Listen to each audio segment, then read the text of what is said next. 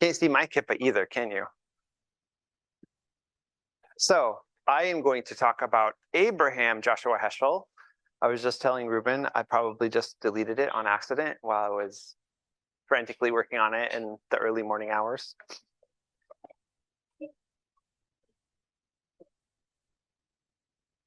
Click the thing.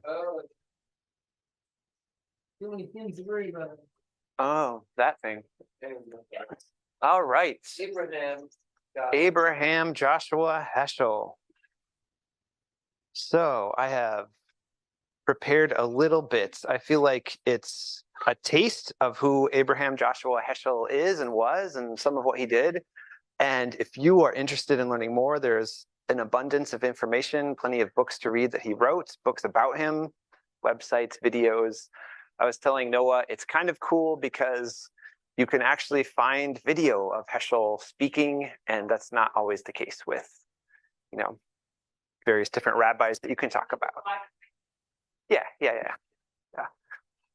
So, Abraham Joshua Heschel was born in Warsaw in 1907 and is the youngest of 6 children of Moshe Mordecai Heschel and Razel Perlo Heschel. His siblings were Sarah, Devorah Miriam, Esther Simha, Gittel, and Jacob. Heschel descended on his father's side from Dov Beer, the Magid of Mizerich, and Abraham Joshua Heschel of Apta, and on his mother's side from Levi Isaac of Berdichev. Because of his ancestry, let me see. Yeah, so this is a quote from his daughter. Because of his ancestry and the role of the Rebbe in a community, adults would rise when he entered the room. He would be lifted on a table and he would give a sermon. At the age of 5, 6, 7 years old, he was a little boy and he would speak. He was brilliant, says his daughter. Heschel would later write that even though he was born in Warsaw, he felt his cradle was in the small town in Ukraine. Next slide. So I was very interested in this heritage, and because I don't know much about these different rabbis, I prepared just a tiny little bit about the Magid and Levi Yitzhak of Berdichev. So both of them you can find a decent amount of information on. The Magid of Mezerich is said to have traced his ancestry back to the royal house of King David. He was born about the same time as the Baal Shem Tov, which is why Abraham Joshua Heschel feels that connection to Ukraine. Let's see. All the Magid's time was devoted to the study of the Torah, and he was recognized as a great Talmudic scholar. He ended up being a disciple of the Baal Shem Tov and the teacher of Rabbi Shneur Zalman of Liadi, who also would be someone I would look up because I feel like I've heard that before, and I don't know much about that rabbi either. So there's a lot of different rabbit trails you could go off of here. I did look into a little bit about the Magid, and I thought I might share a bit about it just to make my talk extra long. So there was a couple stories. One of the stories about the Magid was that, so he ends up studying under the Baal Shem Tov, and they don't end up meeting until a little later. They've already kind of developed, and he goes to visit the Baal Shem Tov, and apparently the Magid, very particular about his time, like very particular about like time wasted. He's studying the Torah. He wants to study the Torah. So he spent all this time, he traveled out to see the Baal Shem Tov, went to go talk with him. Baal Shem Tov gave him this story, and it just seemed very trivial to him. So he went back to his place, and he went back to visit the Baal Shem Tov again, and the same kind of thing happened. Like, he just seemed like, why did they make this trip? To see the Baal Shem Tov. And so they end up getting kind of into a discussion about, and I forget, some piece of scripture. Like the Baal Shem Tov kind of see what's going on here, like what's going on. And it's like they had this debate, and the Baal Shem Tov listened to his side of it, of this, whatever they were talking about. He explained it, the Magid explained it all out. It was like, this is the what I understand. And the Baal Shem Tov said, well, you're wrong. And he was like, the Magid was like, well, I mean, tell me what you think, and we'll sort it out. Like, we'll figure this out. And so the Baal Shem Tov spoke and he told, and this is kind of the Megid's account that we have. The Megid felt like the room just illuminated and there was just this light in the room, and he was just like, wow. And at the end of the Baal Shem Tov's talking, the Baal Shem Tov he said, you're right, you were right. The Megid was right. And so long story short, he ends up studying, he ends up staying with the Baal Shem Tov, becomes kind of his successor in that dynasty, if I understand all the history of it right. The other story was just a story about how humble and like small means that the Megid had. He was very poor, and we'd have students over to his house, and someone from the Baal Shem Tov was sent to deliver a message, and he came back with this report of the Megid. It was like they're all sitting on these rough cut pieces of wood on the floor. And I came back, I saw them studying, and I came back later, the room's all configured differently. All the pieces of wood are arranged as a bed. And so he's sitting in there, he's still sitting in there studying, and that was kind of the other story about the Megid that I thought was interesting. So Levi Yitzhak of Berdichev, also you can look up, and there's lots of tales and stories from his life. So I read a couple of them, but we'll save that for a different time, I guess. Levi Yitzhak was known as the defense attorney for the Jewish people because he would intercede on their behalf before God. Known for his compassion for every Jew, he was one of the best beloved leaders of Eastern European Jewry. He was considered by some to be the founder of Hasidim in central Poland. Nachman of Breslov called him the Pierre Yisrael, the glory of Israel. And there's many stories about him. So Chabad has like a page of all these different stories that you can click into and read different accounts of his life. So next slide. After traditional yeshiva education, Heschel obtained rabbinic ordination, smika. When he was at the age of 20, he enrolled in the University of Berlin, where he obtained his doctorate.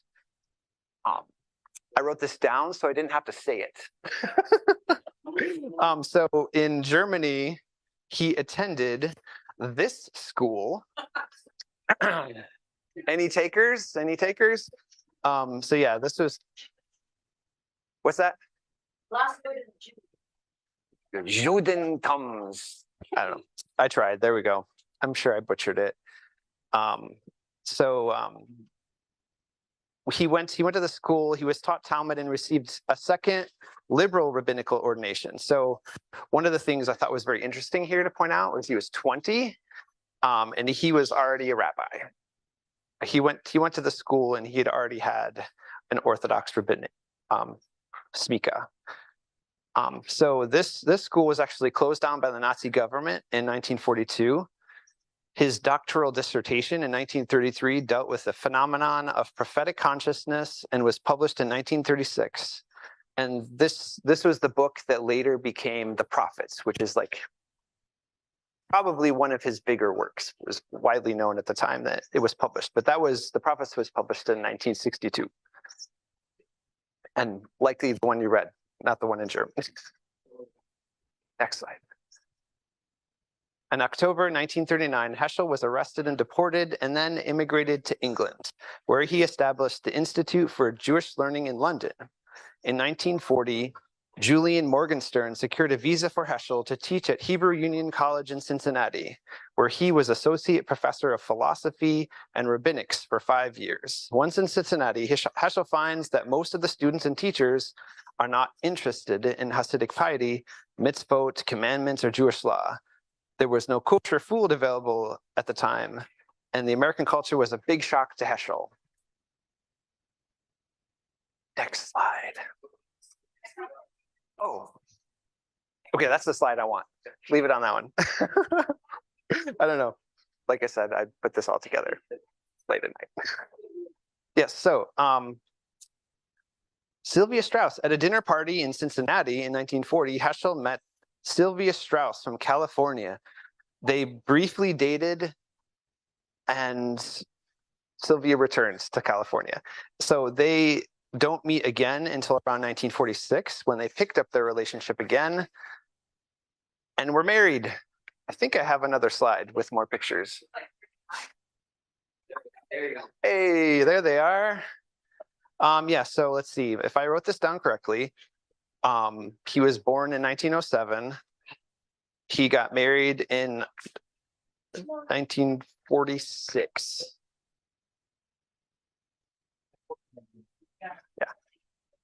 Strauss, who had been born in Cleveland to Russian immigrant parents, studied piano in Cincinnati with Polish-born concert pianist Severin Eisenberg in the early 1940s. After their marriage, Sylvia Strauss Heschel occasionally gave recitals in New York City, but spent more of her time teaching music. Susanna Heschel was born in May 1956 and followed in the footsteps of her father as a scholar of Judaism. I think I have another. Next slide. Oh, that's his daughter. Oh, That's his daughter. Yeah, I think we're good here. That's fine.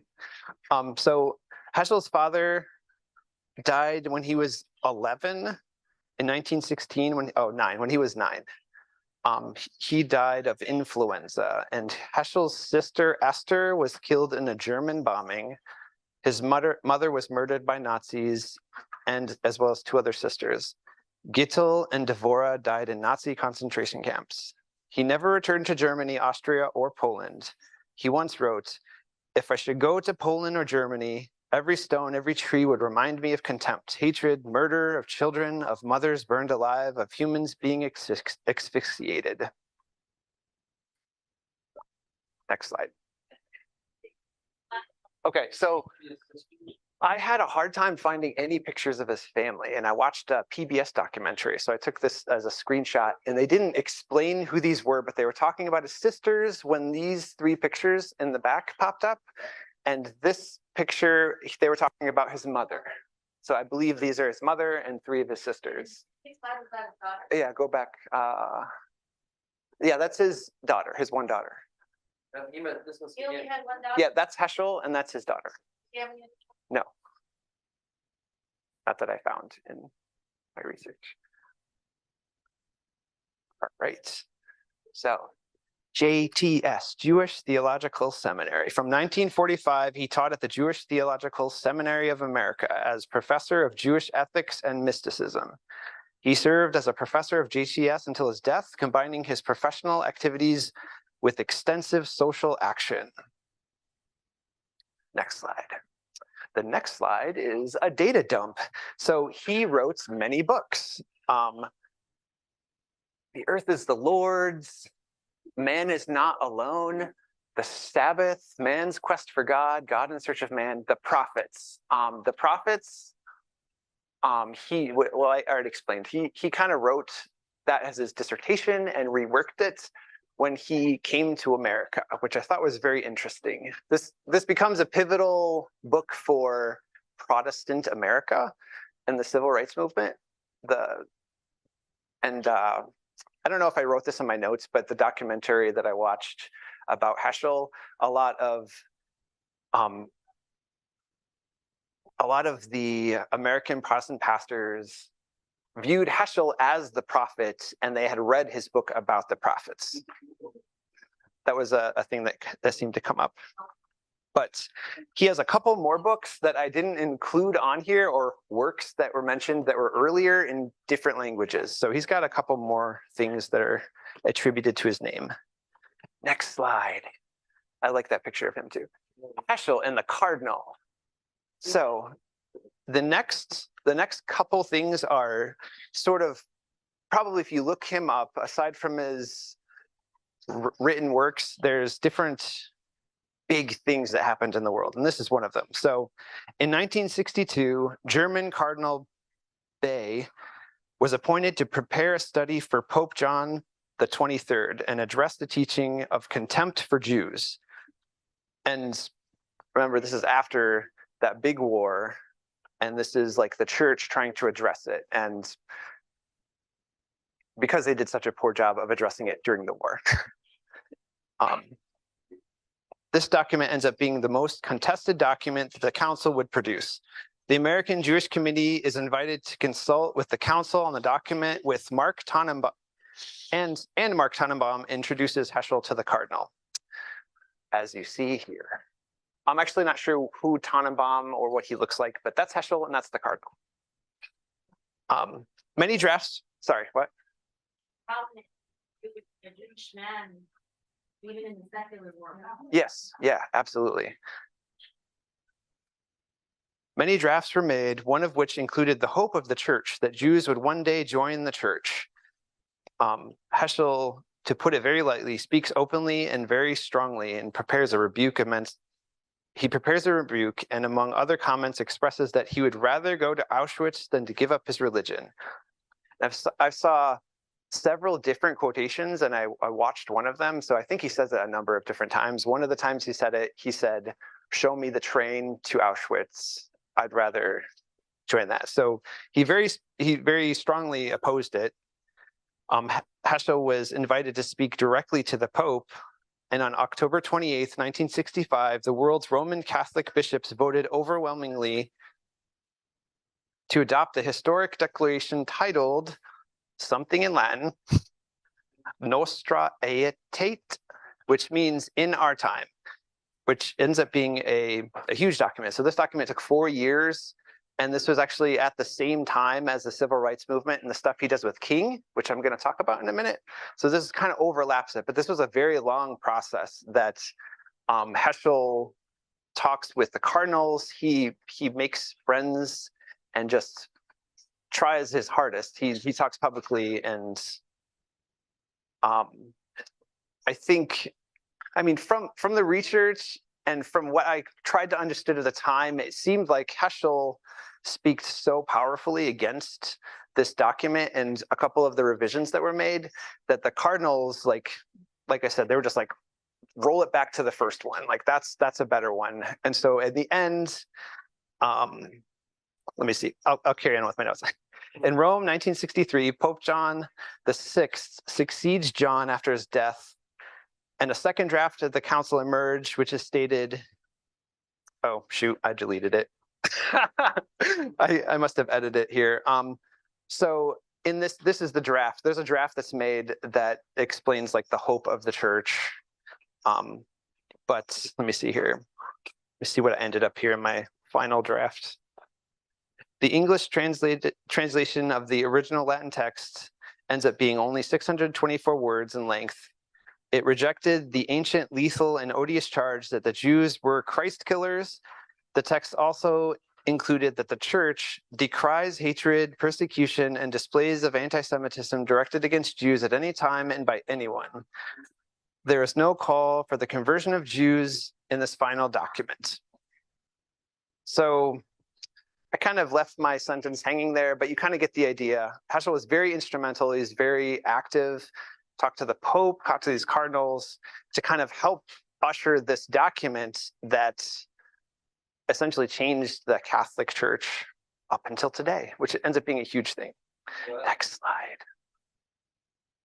All right, so I'm pretty sure everyone knows about this. Heschel and King. Martin Luther King Jr. and Abraham Joshua Heschel first meet on January 14th, 1963 at a Chicago conference on religion and race, organized by the National Conference of Christians and Jews. The bond between them is immediate. They met again only a few days later, just a short while later on November 19th. I think that's supposed to say January. I'm pretty sure it was like very quickly after. They met again and addressed the United Synagogue of America's Golden Jubilee Convention in New York. Yes, let's see. So I guess I'll shoot from the hip here because I didn't include much more, but I definitely did look into a lot more. So Heschel and King, it seemed like from the get-go and pretty immediately became quick friends. So not only did Heschel join King in these marches, King joined Heschel when the Soviets were being persecuted, when the Soviet Jews were being persecuted. So there was like a lot of overlap back and forth. I remember in some of the documentary on Heschel, they talked about the atmosphere at the time when Heschel came for this event in particular. The Jews met him when he got off the plane and they said, please please don't come. I see what you're trying to do here. You're trying to, stand up, but you're going to make life for Jews here a whole lot worse if you go. But Heschel just wouldn't have anything to do with it. He felt like the injustice that he saw in the African American community, in the world, in America at the time, like he hoped the best for America, and he felt like this was where he was going to stand, and he wasn't going to be stopped. There's for sure, I should just leave it at this. There's for sure a lot to be said about Martin Luther King Jr. and Heschel. There could probably be a whole presentation just on this alone. But next slide. There's no more. Okay. That's okay. Obviously. All right. Union Theological Seminary. In the fall of 1966, Heschel was invited to be a visiting professor at the Protestant Union Theological Seminary, which was across the street from JTS. He ended up being the first non-Christian to join the faculty there. They apparently had to change some of their documents for him to be able to do that. But this also speaks to just the fact that he was very influential, not just in the Jewish world, but in the Protestant world, in the Catholic world. And yeah, civil rights. Yeah. The next thing I was going to talk about, let's see. Heschel was not a pacifist or a communist sympathizer, and he stood up against the killing of innocents in the Vietnam War. So that was another thing I kind of mentioned briefly. Both King and Heschel spoke out against the Vietnam War. He became a co-chairman in a nationwide effort to end the war.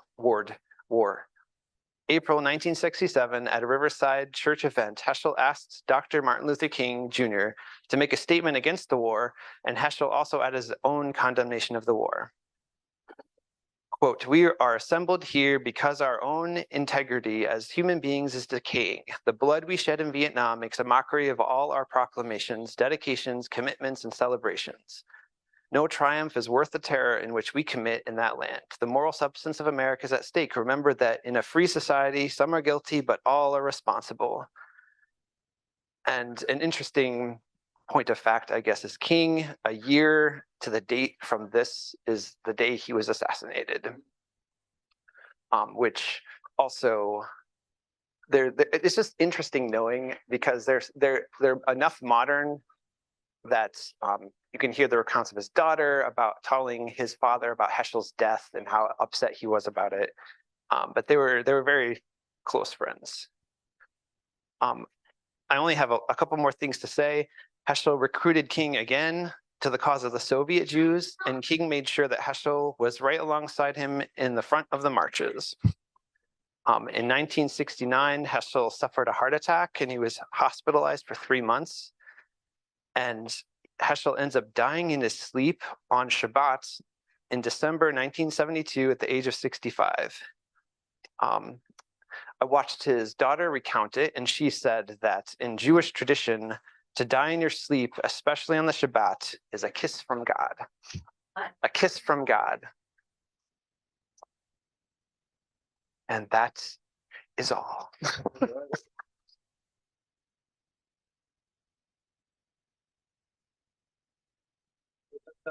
No time for questions. Sorry, guys. Were there so many books that were written like after just things about him? About his dad? Like biographies or stuff? Great question. I don't know. I'm not sure. I tried to get a shot of the different books, but you're right. I don't know.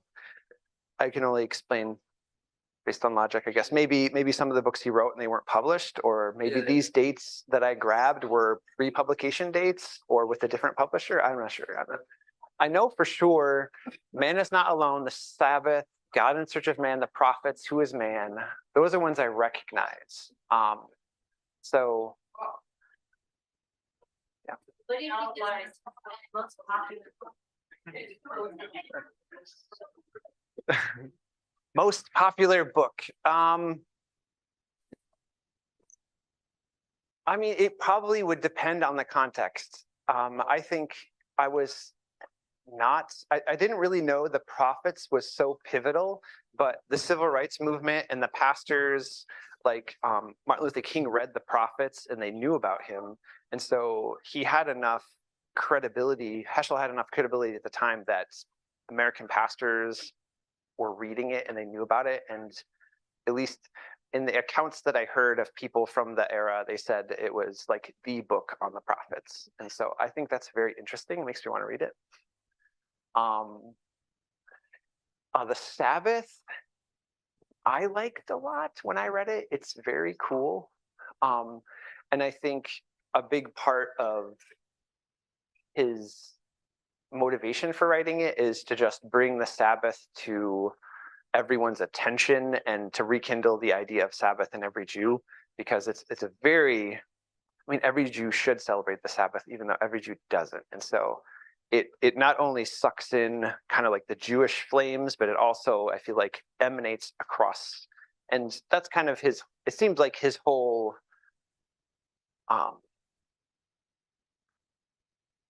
mission. I don't know. That might be too big of an ask, but he wanted there to be peace, there to be, Judaism should, and the Torah and God should be for everyone, kind of a thing. I feel like people oftentimes stay in their own lane, but he wanted to be all over and kind of like make peace and share God. And what were you gonna say? You're gonna say something? Any other questions?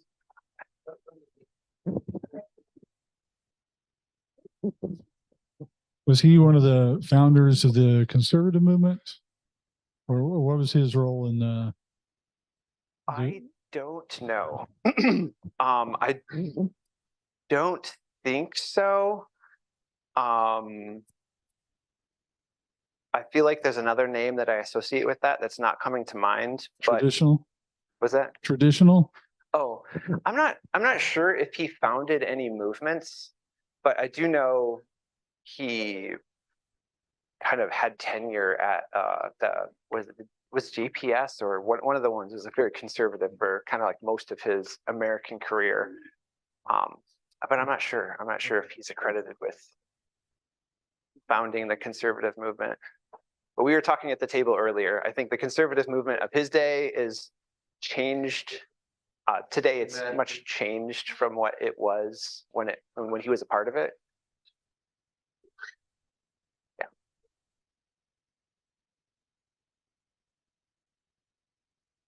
Any questions? No? All right, thank you, David. All right.